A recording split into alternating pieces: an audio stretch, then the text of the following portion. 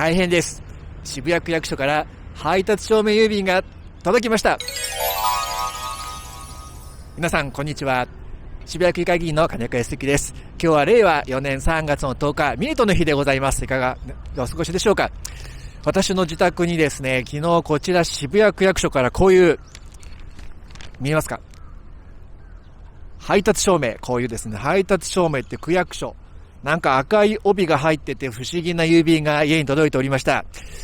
配達証明、渋谷区役所の文書課法務担当主査重森さんというこのハンコがですね、押してありまして、この人から郵便届いております。私、渋谷区議会議員で、この後ろにあるのが2区系 NHK と渋谷区役所なんですけど、私渋谷区役所に毎日行ってるんで、わざわざ私の家に郵便でこの配達証明で送ってこなくても、私の議会の控室に届けてくれればいいのにと思ったんですけども、わざわざこのですね、特別料金を払って渋谷区役所配達証明送ってきた、一体何かということを大変私をドキドキしながら、見てですね、報告したいと思うんですけども、なんかじゃじゃん、こんな郵便が入ってました。はい、ですね、渋谷区長長谷部健さんから採決書、当本送付書、こういったものが届いております。令和2年9月30日付で提起された処分に対する審査請求について採決しましたので、行政不服審査法平成26年法律第68号第51条第2項の規定により採決書の当本を送付いたします。また合わせて採決書において引用しております渋谷区個人情報の保護及び情報公開審査会の答申書各写しについて別紙の通り送付しますということで、渋谷区長の長谷部健さんからこんな仰々しいハンコ、見てください、この渋谷区長のハンコね、見えるかな、ちょっと逆光かもしれませんけども、渋谷区長員のでっかいハンコをした手紙が配達証明で、届きました。さあ皆さん、このお話を解説させていただきますと、実はですね、今から遡ること2年前、令和2年、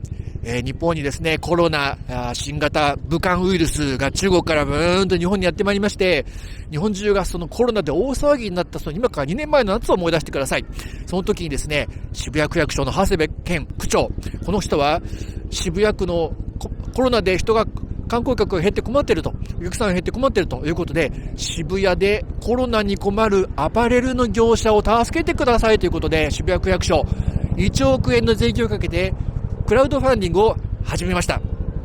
皆さん、税金1億円かけて全国からお金を集めようと1億円の目標を立ててクラウドファンディングを始めたのが長谷部健区長。ところがですね、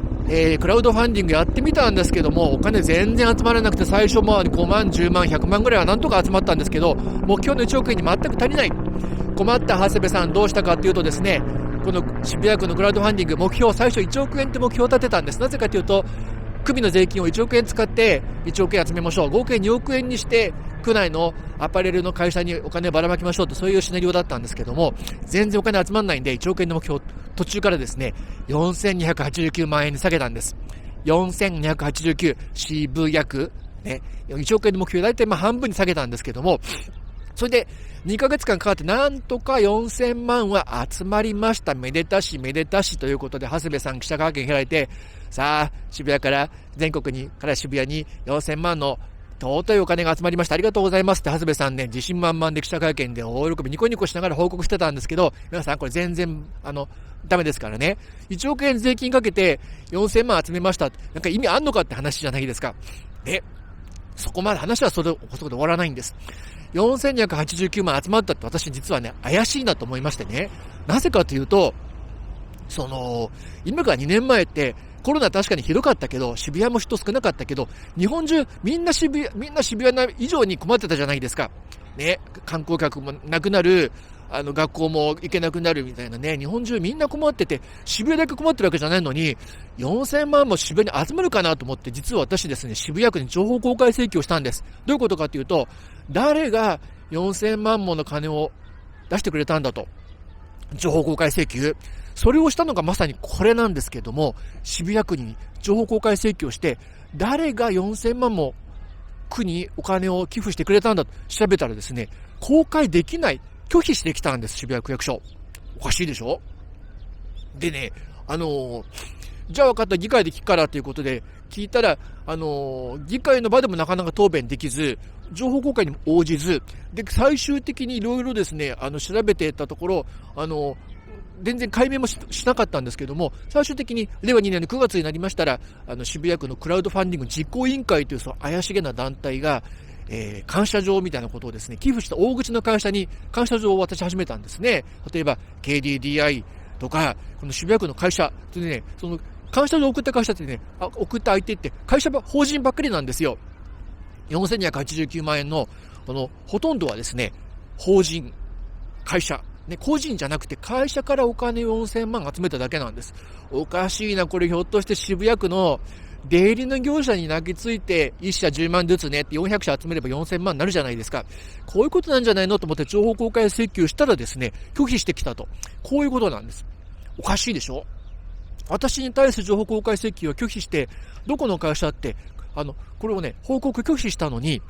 実行委員会はそれぞれの会社に感謝状を送って、ね、なんとか株式会社ありがとうございましたっていう会社の名をね、別途公表してるんですよ。議員にも公開しない、区民にも情報公開にも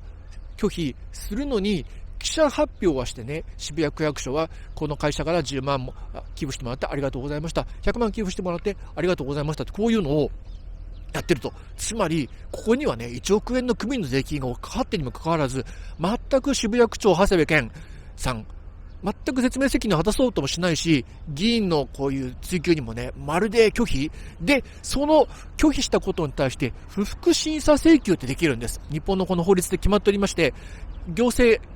がですね、下した判断に国民が異議がある場合は、異議申し立てができる、そういう仕組みがあるんですけども、2年前の今頃、この配達証明で送ってきたのが、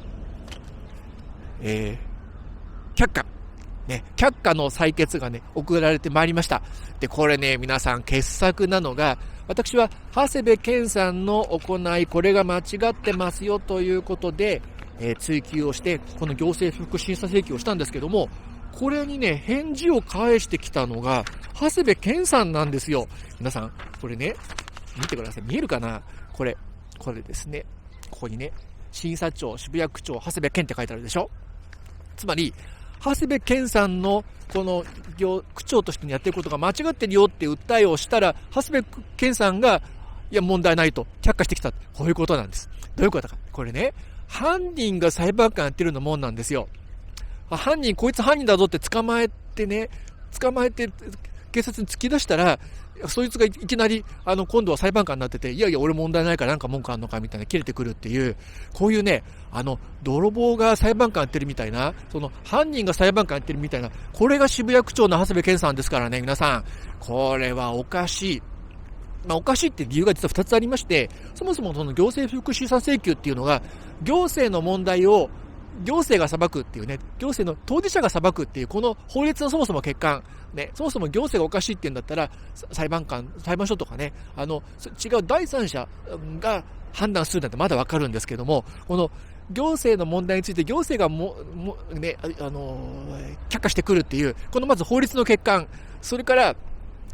そもそもその、判断を下してきたこの渋谷区の長谷部健さん、このクラウドファンディング、長谷部さん大失敗して、それを追及されたら、その中身を調べられるのが嫌だから、その情報公開拒否してきたと。説明責任全く果たさない。こういう不届きな隠蔽体質の館渋谷区役所と NHK。これまさに絵に描いたようなこんなのをですね、わざわざ税金使って私の家に配達証明で送ってくるという渋谷区長の長谷部健さんって本当にダメな人だねというですね、ことを改めて思った、3月の10日でございました。皆さん、3月の10日、先ほど私ね、冒頭にミートの日と言ったんですけども、ご存知ですかね？ミートの日、聞いたことあります？ 3 月10日、ミートの日でしょ？これね、実はパンチョっていうスパゲッティナポリタンのお店があって、私結構好きなんですけども、ミートの日、ですね、パンチョで、ナポリタンスパゲッティ、安くなるキャンペーンやってるらしいですよ。はい、渋谷、新宿都内、結構何カ所にもあって、私たまに行くんですけども、ぜひご興味ある方は、パンチョ、のページ、調べていただければと思います。私は全然余談なんですけど、子供の頃、パンチョって友達がいましてですね、小学生の時ね、パンチョくん元気かな？パンチョまた会って話したいなと思ってるんですけど、パンチョ見てたら連絡ください。ね、今日も最後までご視聴いただきまして、誠にありがとうございました。憎き悪の伝道 NHK と渋谷区役所をぶっ壊す。